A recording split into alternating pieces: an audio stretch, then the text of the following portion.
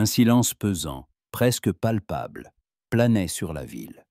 Seul le vent, qui avait pris de la force dans les prairies, balaya la rue principale, soulevant des nuages de poussière rousse. La poussière était partout.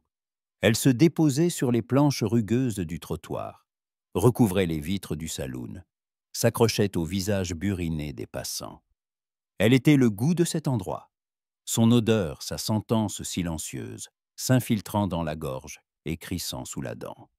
Elle fut le seul témoin de son retour, observant en silence Emily Sterling descendre de cheval près du poteau d'attache délabré. Son chapeau à large bord jetait une ombre sur son visage, dissimulant des traits qui avaient autrefois été si familiers à chacun dans cette ville. Dessous les bords s'échappaient des mèches rebelles de cheveux blonds vénitiens, décolorés par le soleil, et sur ses pommettes, à peine visibles sous la poussière, on devinait des taches de rousseur. Son long manteau usé était couvert d'une couche de poussière de la route, et son large pantalon, rentré dans de vieilles bottes, était marqué par la vie et un long voyage. Sa silhouette fine mais robuste dégageait une force et une endurance, comme si elle avait été taillée dans la même roche que les prairies infinies. Elle ne regardait pas autour d'elle, ne cherchait pas de regard familier, mais elle les sentait.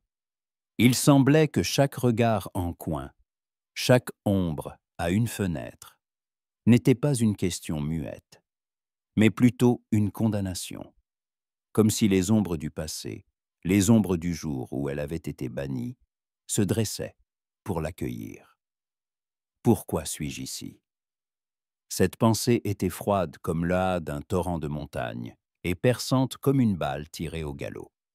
Elle se la posait depuis 2 semaines, tandis que son cheval, Sparky, la portait à travers les vastes étendues, la rapprochant de ce lieu devenu sa malédiction.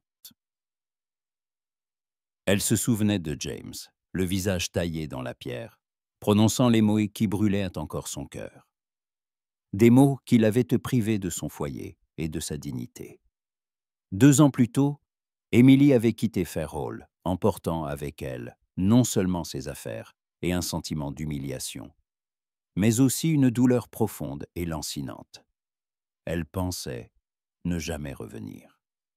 Elle pensait pouvoir tout oublier, ses paroles mensongères, ce regard froid et l'ordre de quitter la ville avant l'aube.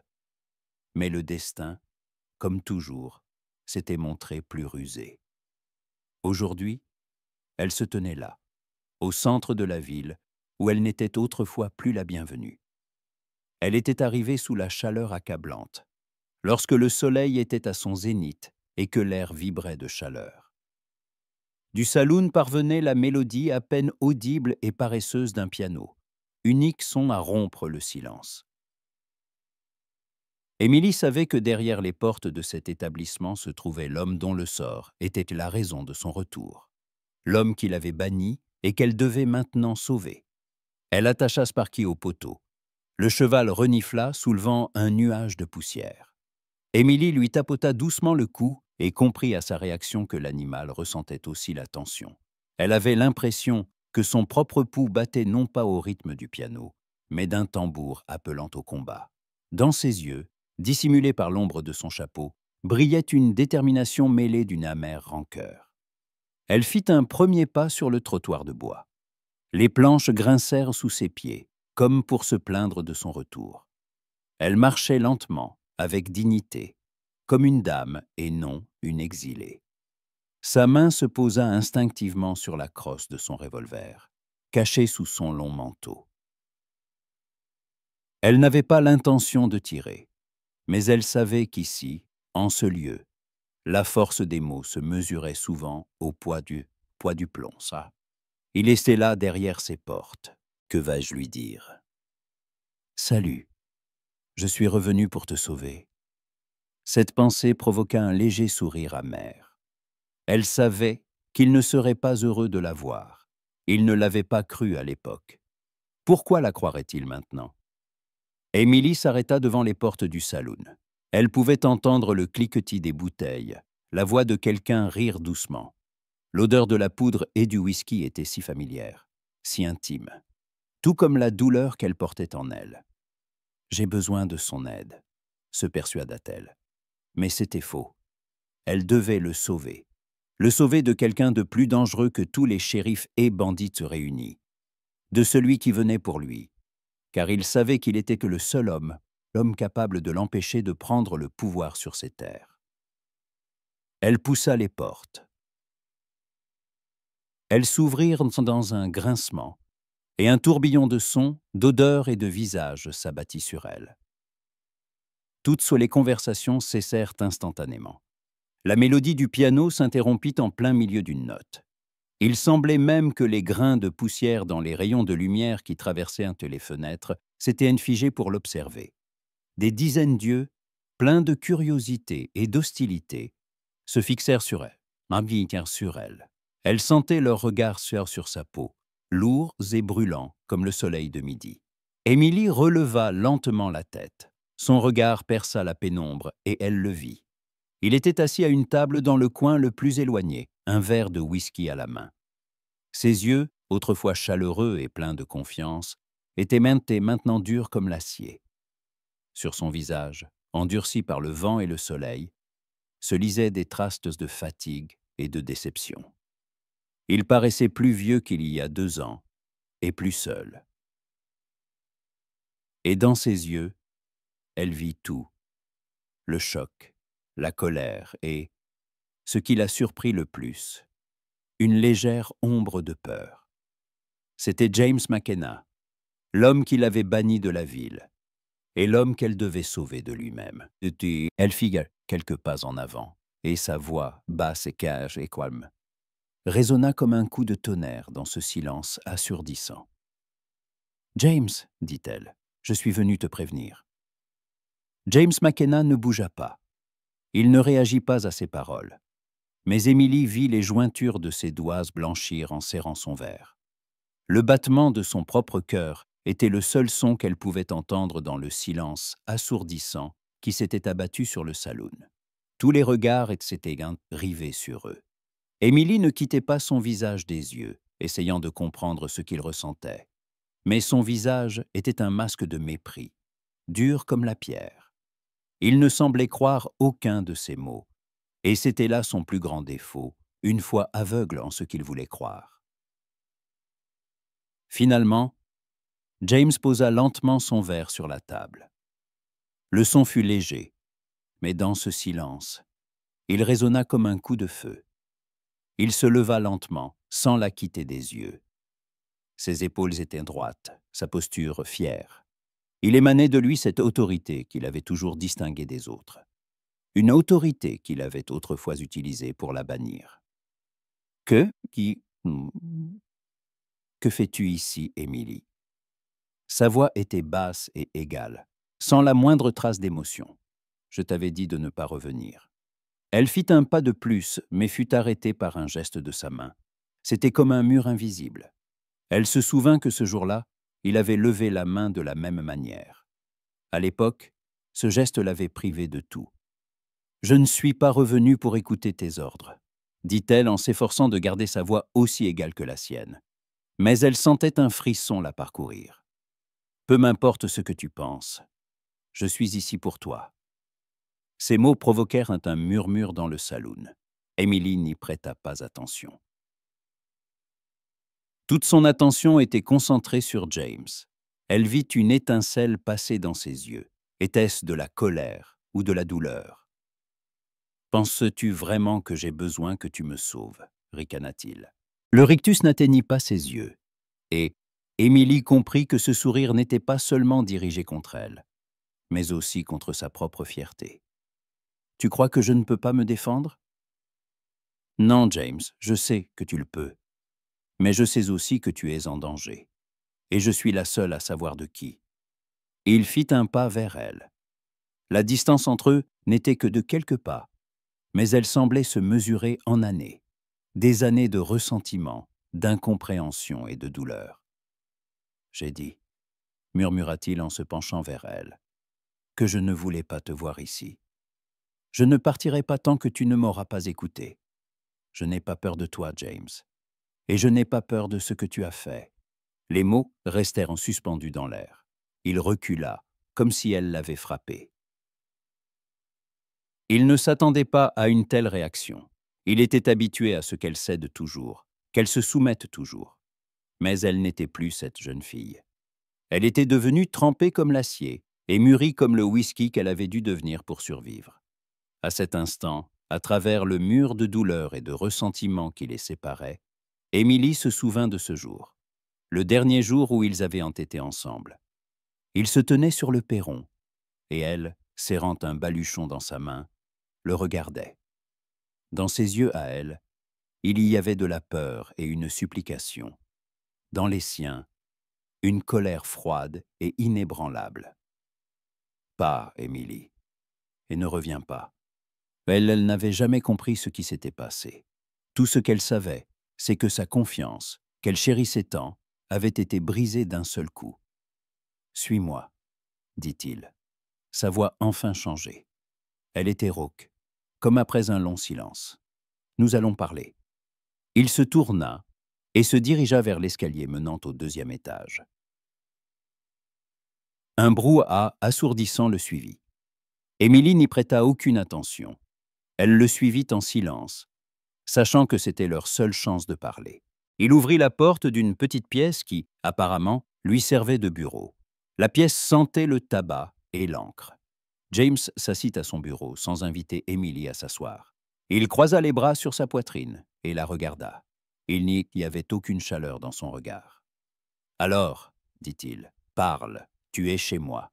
Ne pense pas que cela te donne une immunité. »« Inutile de m'intimider, James, dit-elle. Je suis venu parce que j'ai appris que Silas Thorne est à tes trousses. » À la mention de ce nom, James tressaillit. Il ne s'attendait pas à ce qu'elle le prononce. L'ombre de peur qu'Émilie avait remarquée dans ses yeux devint plus nette. « Il veut prendre le contrôle du chemin de fer, » continua Émilie. « Et toi, James, tu es son seul obstacle. Tu as refusé de vendre les terres. »« Comment sais-tu ça ?» Sa voix devint sèche. « Tu m'espionnais. »« Tu travailles pour lui. »« Je le sais, c'est tout, » dit-elle calmement. « J'ai des preuves, des documents. Je les ai trouvés après qu'il m'a piégé. Après qu'il a falsifié les papiers, ce qui était censé prouver ma culpabilité sur cette affaire qui a failli ruiner ta compagnie. » James se renversa sur le dossier de sa chaise. Il ne s'y attendait pas. Toutes ses convictions, toute sa fureur, toute cette colère qu'il avait accumulée pendant 2 ans s'effondraient comme un château de cartes. Il comprit que tout ce en quoi il avait cru était un mensonge, et que la femme qu'il avait bannie était la seule à avoir dit la vérité. À cet instant, alors que son visage était traversé par une ombre de choc, Émilie sortit de sa veste une feuille de papier pliée. Elle la posa sur la table. C'était de son unique atout. « S'il veut te tuer, » dit-elle. « Si tu ne lui vends pas les terres, il fera tout pour te détruire. » James fixait la feuille de papier posée sur la table. Son regard était vide, mais ses pensées fusaient dans sa tête à une vitesse folle, chacune aussi tranchante qu'un éclat de verre. Il serra les poings, se retenant de déchirer cette feuille en 1000 morceaux, comme il avait autrefois déchiré leur amitié. Toute sa fureur, tout son ressentiment, qu'il avait si longtemps et si soigneusement entretenu, semblait en s'être évaporé, dissous dans l'air. Il ne restait que le vide et la prise de conscience assourdissante qu'il avait commis la plus grande erreur de sa vie. Il se souvint du jour où tout était arrivé. Le soleil brillait aussi fort qu'aujourd'hui, et l'air était imprégné de l'odeur du bois frais et des pins qu'ils abattaient pour la construction. Il était assis dans son bureau triant des papiers quand Tommy, son jeune assistant, avait fait irruption, les yeux pleins d'inquiétude. « Les documents ont disparu, » avait-il dit, et cette nouvelle avait frappé James comme la foudre. C'étaient les titres de propriété des terres où le chemin de fer devait passer. Ces documents étaient l'avenir de sa compagnie, l'avenir de toute la ville, et sans eux, tout se serait effondré. Ces hommes avaient fouillé chaque maison, chaque grange, mais n'avaient rien trouvé. C'est alors que Tommy, son plus fidèle employé, lui avait apporté une enveloppe contenant des papiers. « On a trouvé ça dans ses affaires », avait-il dit. Et à ce moment-là, son monde avait basculé. L'enveloppe contenait des documents qui prouvaient prétendument qu'Emily avait vendu ses secrets. Les avait vendus à Silas Thorne, son principal concurrent. Sur l'enveloppe, il y avait sa signature.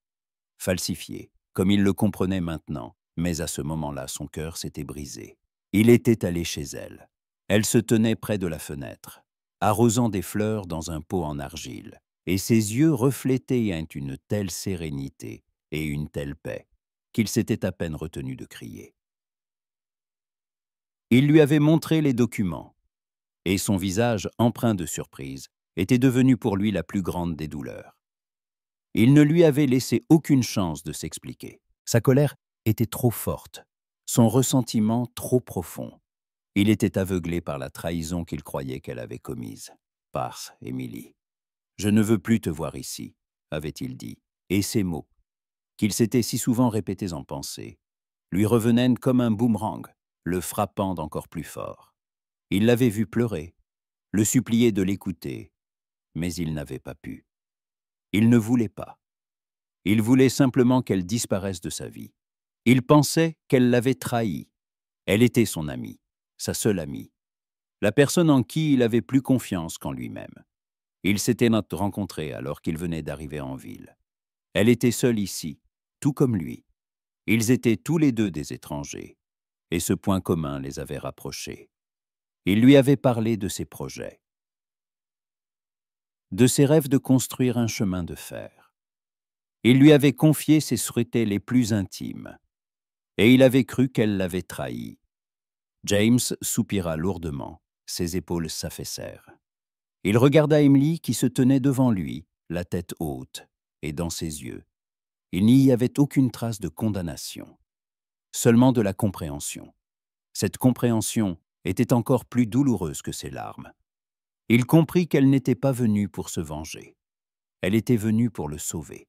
« Je ne savais pas », sa voix était à peine audible. « Je ne voulais pas te croire. »« Je sais », dit-elle doucement, et sa voix ne contenait ni amertume ni ressentiment. « Tu as cru ce que tu voulais croire. C'est ta seule faiblesse. » James se leva et s'approcha de la fenêtre. Il regardait la rue où la poussière tourbillonnait toujours, et pensait à toute la poussière qu'il s'était jetée aux yeux. Il lui tournait le dos, incapable de la regarder dans les yeux. « Tu savais » demanda-t-il. « Tu savais ce que je pensais ?»« Je savais que tu te trompais, » dit-elle. « Mais je ne pouvais rien faire. Tu ne m'as laissé aucune chance. Tu y as cru à la bassesse parce que c'était plus simple que de croire que ton plus grand concurrent t'avait piégé. Tu as apporté des preuves » demanda-t-il sans se retourner.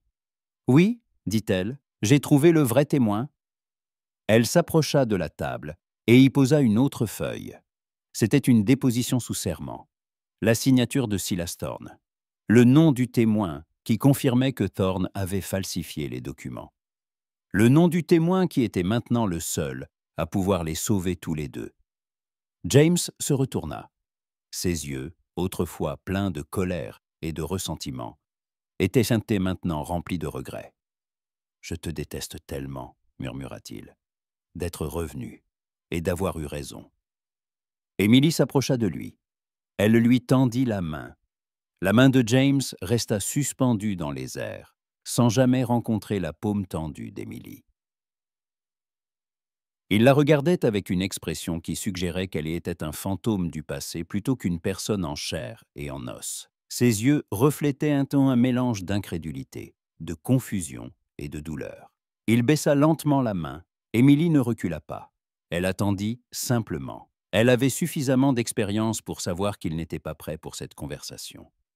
Il avait besoin de temps pour digérer tout ce qu'elle avait dit et pour se réconcilier avec son propre passé. « Je ne suis pas revenu pour que tu me pardonnes, James, » répéta-t-elle doucement. « Je suis revenu pour t'aider. Je sais combien c'est difficile pour toi, mais nous devons agir. » Silas n'attendra pas. Il se détourna d'elle, se dirigea vers la fenêtre et regarda en silence la rue où la poussière tourbillonnait encore. Finalement, il se retourna et la regarda. La douleur avait disparu de ses yeux. Il ne restait que de la détermination. « D'accord, » dit-il, sa voix basse mais sans sa rauqueur d'antan. « Tu sais ce que nous devons faire. Je t'écoute. » Émilie sentit son cœur battre plus fort. C'était la première fois en 2 ans qu'ils étaient du même côté. Et pour elle, c'était comme une bouffée d'air frais. Elle prit une profonde inspiration et commença à parler. « Nous devons trouver le témoin, » dit-elle. « J'ai trouvé sa déposition sous serment. Mais nous avons besoin de son témoignage au tribunal. Il s'appelle Samuel Crowe. Il vit à la périphérie de la ville, dans une vieille cabane. » James hocha la tête, comme s'il le savait déjà. Il prit la feuille de papier sur la table et l'examina attentivement. Puis il la reposa, se dirigea vers une armoire, en sortit une vieille carabine et quelques boîtes de munitions. Il en tendit une à Émilie. Elle la prit, comprenant sans un mot qu'ils formaient désormais une équipe. « On y va, » dit-il, « tout de suite. » Ils sortirent du saloon. Le soleil se couchait déjà. Le ciel était zébré de bandes violettes, oranges et jaunes. Émilie, aux côtés de James, se sentait en sécurité. Ils traversèrent la rue principale, ignorant les regards curieux. Leur silence en disait long. Il y avait entre eux plus qu'un simple lien d'affaires, quelque chose de bien plus profond et personnel. Ils étaient comme 2 pôles qui s'attiraient, malgré tout ce qui les séparait. Pendant tout le trajet jusqu'à la cabane où vivait le témoin, ils chevauchèrent en silence. Leurs chevaux marchaient côte à côte, se touchant presque. Émilie sentait la chaleur de sa main sur la selle, et son cœur s'arrêta un instant. Elle se souvint de leurs promenades ensemble. Comment ils s'asseyaient près du feu et parlaient de l'avenir. Comment ils voulaient construire leur vie ensemble. Comment ils voulaient construire non seulement un chemin de fer, mais un avenir où ils auraient entre leur place. Sans la regarder, il dit « Je n'ai jamais vendu cette terre, Émilie. Je ne pouvais pas parce que cela faisait partie de notre rêve. » Son cœur manqua un battement. Il se souvenait. Il n'avait pas oublié. Il avait préservé cette partie de leur passé qui était si importante pour eux deux. « Je sais, » répondit-elle doucement. À ce moment, ils s'arrêtèrent. Devant eux se trouvait une vieille cabane. Elle était petite, sale, et semblait sur le point de s'effondrer. James mit pied à terre, et Émilie le suivit. Il prit sa carabine et s'approcha lentement de la porte. Il frappa, mais personne ne répondit. Il frappa à nouveau, mais toujours aucun son. Alors, il poussa lentement la porte. Elle s'ouvrit dans un grincement. À l'intérieur, il faisait sombre. Au milieu de la pièce se trouvait une petite table sur laquelle étaient interposés quelques objets. James entra lentement. Il regarda autour de lui. De vieux journaux jonchaient le sol et des photographies jaunies étaient accrochées au mur. Dans un coin, il y avait un lit sur lequel reposait une silhouette recouverte d'une couverture. Émilie s'approcha et posa une main sur son épaule. La silhouette ne réagit pas. Émilie souleva le bord de la couverture. Sur le lit gisait un vieil homme, le visage d'une pâleur mortelle, les yeux fermés. Samuel Crowe était mort. À cet instant, Émilie sentit son cœur se serrer. Elle regarda James, qui se tenait à côté d'elle, et ses propres émotions se reflétaient dans ses yeux. Ils étaient remplis de choc et d'horreur. « Silas, » murmura Émilie, « il nous a devancés. » James la regarda, et dans ses yeux, Émilie vit non seulement de la douleur, mais aussi une profonde déception. Il s'agenouilla lentement. Il prit la main du vieil homme. Il était mort. « Eh bien, » dit doucement James en se relevant, « maintenant, nous n'avons ni témoin ni preuve. Nous avons perdu. » Émilie s'approcha de lui et lui prit la main. Elle le sentit tressaillir. Sa main était chaude, et cette chaleur était pour elle la seule chose vivante dans cette maison de mort. Elle leva les yeux vers lui. « Non, dit-elle. » Nous n'avons pas perdu. Nous nous avons encore. James la regarda et dans ses yeux, elle vit non seulement de la douleur, mais aussi un profond espoir. Il serra sa main. À cet instant, ils n'étaient pas simplement deux personnes, mais les deux parties d'un même tout. Il lui releva le visage, et ses yeux plongèrent au plus profond de son âme. Il y vit tout ce qu'elle ressentait, sa douleur, son amour, son espoir. Il y vit tout ce que lui-même ressentait, et il sut qu'elle voyait la même chose. Ce moment sembla durer une éternité. Le monde autour d'eux disparut. Il ne restait plus que deux. Il se pencha lentement et l'embrassa. Ce baiser n'était pas passionné, mais tendre, plein de regrets et de compréhension. C'était comme une promesse qu'il s'était en faite il y a de nombreuses années. Celle de ne jamais s'abandonner. C'était un baiser qui guérissait, qui les ramenait à la vie. C'était comme une gorgée d'eau à Sembochéo dans le désert, comme une lumière dans les ténèbres. Quand ils se séparèrent, il n'y avait pas de mots dans leurs yeux. Ils se comprenaient sans parler. « Qu'allons-nous faire ?» demanda-t-il, sa voix à peine audible. Émilie le regarda. Son cœur battait si fort qu'elle crut qu'il allait sortir de sa poitrine. « Nous n'avons plus de preuves. Il les a toutes détruites, » dit-elle doucement. « Nous avons une autre option, » dit-il. « Je savais qu'il ferait n'importe quoi pour nous arrêter. Je savais qu'il ferait tout pour que personne ne découvre ses agissements. C'est pourquoi j'ai caché des documents. » Émilie leva des yeux pleins de surprise vers lui. « Quels documents ?» demanda-t-elle, sa voix pleine d'incrédulité. « De quoi parles-tu ? Les documents qui prouvent que Silas Thorne a trompé le gouvernement en achetant cette terre. Je les ai trouvés il y a longtemps, mais je ne voulais rien entreprendre tant que je n'étais pas sûr de leur authenticité. Mais maintenant, nous n'avons pas d'autre choix. » Émilie sentit son cœur battre plus fort. Elle comprenait que c'était leur seule chance. Mais elle savait aussi que c'était une voie très dangereuse. « Il nous tuera si nous prenons ce chemin, » dit-elle doucement. « Je sais, » dit-il, « mais nous n'avons pas le choix. Si nous ne le faisons pas, il ne me détruira pas seulement moi, mais aussi tous ceux qui me sont chers. Et il prendra tout ce que j'ai construit toute ma vie. » Ils sortirent de la maison. Le soleil était couché depuis longtemps, et la pleine lune brillait dans le ciel. Sa lumière éclairait leurs visages, et Émilie vit dans les yeux de James une détermination qu'elle n'avait jamais vue auparavant. Il était prêt à tout pour se sauver, et pour la sauver. « Nous devons aller à Saint-Louis, » dit-il. « Là-bas, il y a un homme qui peut nous aider.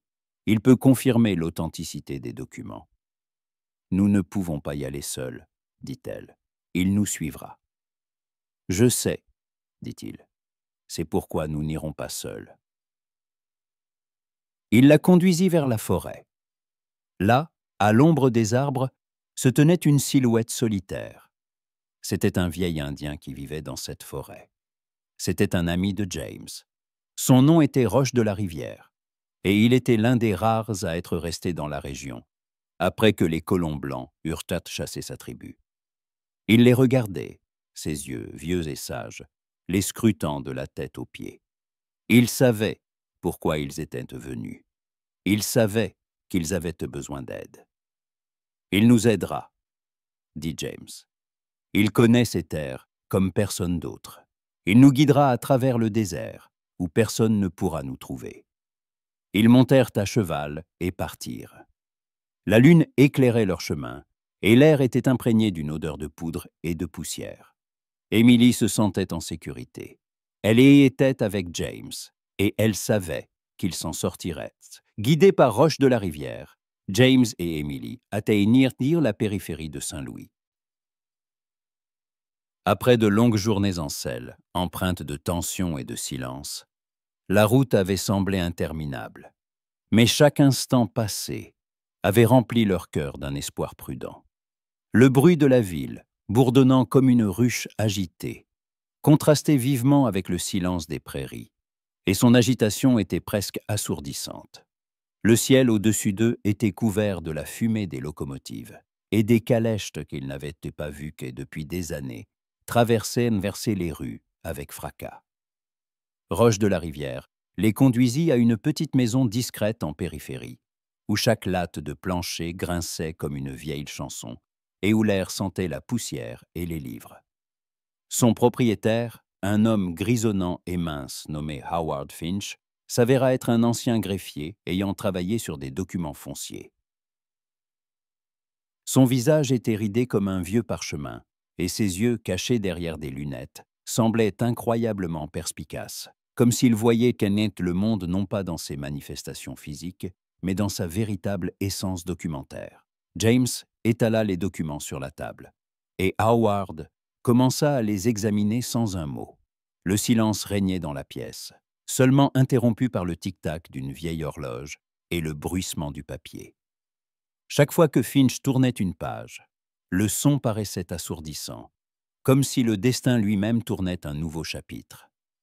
Emily et James se tenaient à côté, n'osant pas bouger, le cœur battant à tout rompre et la gorge nouée. Emily sentit sa paume devenir moite et eut envie de crier pour dissiper cette tension. Mais elle savait qu'elle devait tenir bon. Elle regarda James et vit dans ses yeux le reflet de ses propres émotions, la peur, l'espoir et la détermination. Il était son soutien, et elle le sien. Finalement, Howard leva les yeux, son regard empreint d'une calme assurance. « Et tout ce qui est écrit ici, et c'est vrai, dit-il, sa voix était basse. Mais ces mots sonnèrent comme un verdict. Silas Thorne a trompé le gouvernement en achetant cette terre. Il a payé bien moins que ce qu'il aurait dû. Et il a utilisé de faux documents pour dissimuler ses agissements. Ce n'est pas une simple erreur, c'est un crime. » James poussa un soupir de soulagement, le plus sincère qu'Emily ait jamais entendu. « Qu'allons-nous faire ?» demanda Emily, sa voix tremblante d'émotion. « Nous allons apporter ces documents au shérif, » dit James, sa voix pleine de détermination.